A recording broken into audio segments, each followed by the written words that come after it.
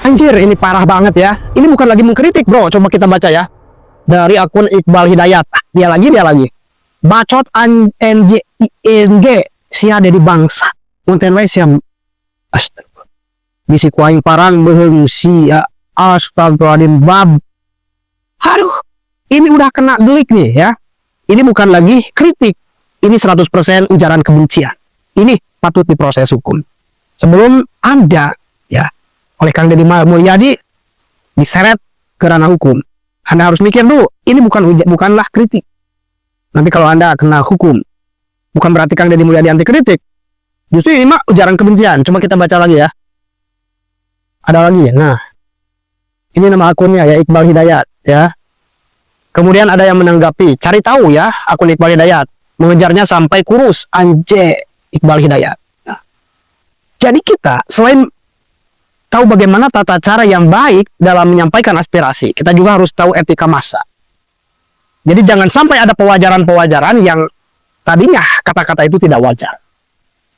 Nah, kalau seandainya kita terbiasa mewajarkan sesuatu pembicaraan yang tidak wajar, keluar bahasa-bahasa binatang, itu jangan sampai menjadi suatu pewajaran. Maka salah satu cara kita yang tahu memberikan edukasi pada masyarakat, bahwasanya tidak boleh mewajarkan sesuatu yang tidak wajar. Perkataan-perkataan binatang itu sudah tidak wajar. Kalau ini dibiarkan, daripada kita melawannya dengan kekerasan, maka lebih baik saya dan beberapa kawan-kawan mengedukasi kepada semuanya bahwa itu adalah ujaran kebencian, nyinyir tidak diperbolehkan. Kalau kritik boleh. Kang Deddy Mulyadi sendiri mempersilahkan mengkritik. Kemudian ada dari seseorang juga yang menanggapi Iqbal Hidayat dari Bapak Rusmono. Sia hirup mual aman anje ngahina gubernur aing urusan jeung aing sia aya kawani panggihan aing sok Sherlock kehead lamun ngara salah lagi sok atuh Sherlock lamun gede kawani mah sok atuh mak DM aing diantosan itikan baikna sacan diciduk ku bapak aing apunten Pak bika ku abi akun bapak. Nah, jadi jangan salahkan Kang Deddy Mulyadi kalau nanti diciduk orang-orang yang nyinyir, orang-orang yang mengujar kebencian. Itu jangan sampai Kang Deddy Mulyadi disebut anti kritik.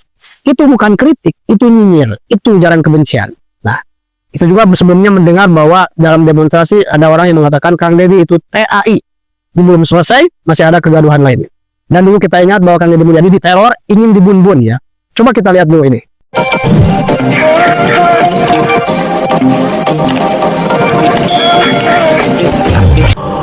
Teror mencapai puncaknya saat Gubernur Kang Deddy Mulyadi sedang memberikan pidato penting dalam acara peresmian proyek revitalisasi sungai di pusat kota. Sebuah serangan besar-besaran yang terkoordinasi terjadi. Bukan hanya ancaman ular, melainkan percobaan pembunuhan yang terang-terangan.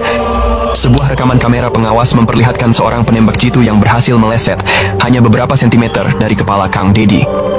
Bersamaan dengan itu, tim gegana berhasil menjinakkan sebuah alat peledak rakitan kecil yang ditemukan berkat informasi intelijen krusial dari Mangkarta.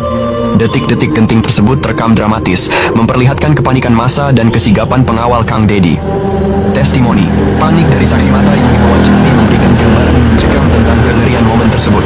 Dalam interogasi mendalam, pensiunan pejabat yang tertangkap itu akhirnya mengungkapkan identitas otak di balik semua ancaman.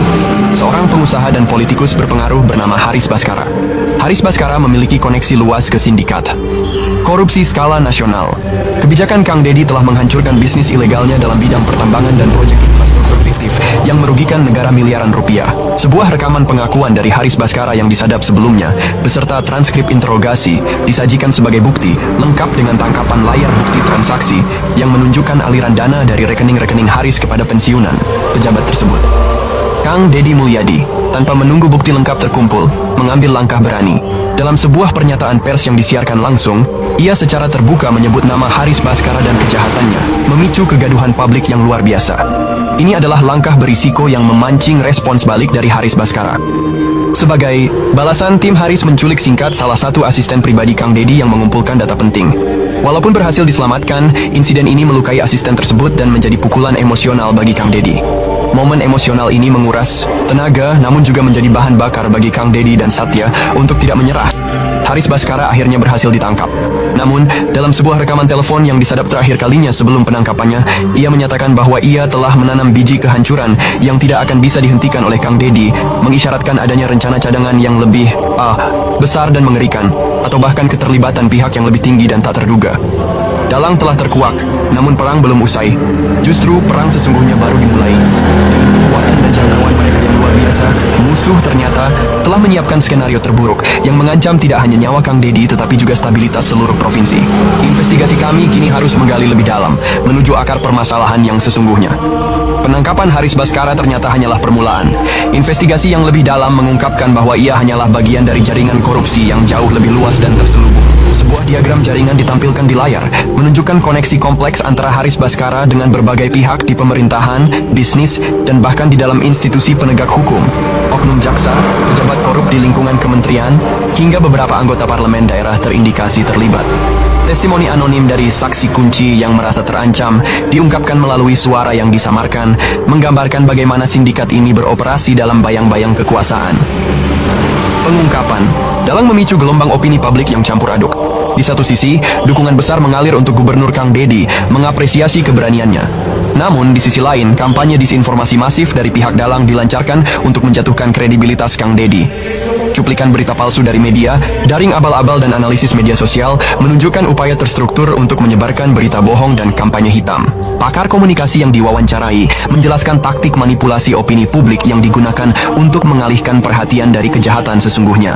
Ini adalah perang reputasi yang menguji ketahanan moral Kang Dedi.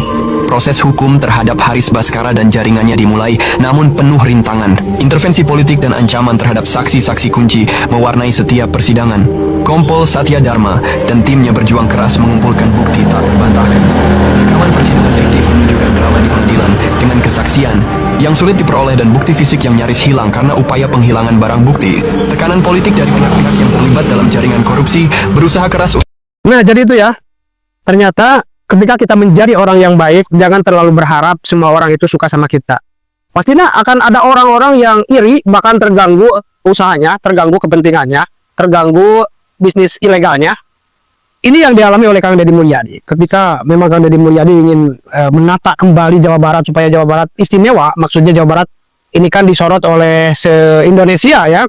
Apapun proyeknya, apapun programnya, ini sudah disorot oleh beberapa media, disorot oleh semua rakyat Indonesia. Maka harus jadi contoh, baik dalam penanganan banjir, penanganan kasus korupsi, penanganan tambang ilegal, dan beberapa proyek-proyek lainnya. Bahkan saya sendiri sudah merasa ada hal yang luar biasa yang baru saya ketahui, dan itu memang sudah berjalan lama ketika saya baru mengetahui terkait persoalan Parung Panjang ya. Bagaimana kemudian masyarakat di sana merasa terganggu dengan asap kendaraan, jalan-jalan yang rusak, tidak diperbaiki oleh perusahaan yang padahal itu dalam undang-undangnya ada aturannya. Ya, perusahaan harus memperbaiki jalan, bahkan harusnya membuat jalan untuk lalu lintas kegiatan kendaraan perusahaan. Banyak lah. Di sini yang saya heran ketika ada orang ingin meluruskan suatu program, meluruskan suatu perusahaan-perusahaan ya, supaya pada jalurnya sesuai dengan undang-undang, tetapi malah banyak yang menghambat. Nah, maka saya tidak wajar ketika dulu pernah mendengar pidato daripada perwakilan daripada TNI Polri mengatakan kepada Kang Dedi Mulyadi bahwa dia itu salut kepada Kang Dedi Mulyadi. Karena apa? Karena Kang Dedi Mulyadi sangat super berani melawan raksasa. Maksudnya di sini raksasa itu adalah mafia dalam berbagai hal. Mungkin nanti ya ini dianggap kemarin itu baru awal perang ya. Ini masih jauh dari kata selesai dan tidak akan ada selesainya ya. Kalau musuh-musuh KDM ya menganggapnya ini baru awal gitu. Meskipun Kang Dedi tidak menganggap mereka musuh ya, kalau mau bersinergi dengan KDM monggo gitu kan. Tapi saya sebagai masyarakat tidak bisa membuat suatu kebijakan ya, karena saya masyarakat biasa, setidaknya saya menyuarakan kepada masyarakat bahwa ini loh yang benar, begini loh yang benar, sebisa mungkin ya. Jadi mudah-mudahan saya sendiri teredukasi ya. Mudah-mudahan siapapun yang mendengar ini juga teredukasi, jangan sampai kita dalam memakai media sosial itu tidak bijak. Maka bijaksanalah dalam bermedia sosial, Harus bisa membedakan mana kritik, mana ujaran kebencian, mana nyinyir ya, supaya kita tidak kena delik. Terima kasih sudah menonton. Jangan lupa like, subscribe, dan tekan tombol lonceng. Bye bye.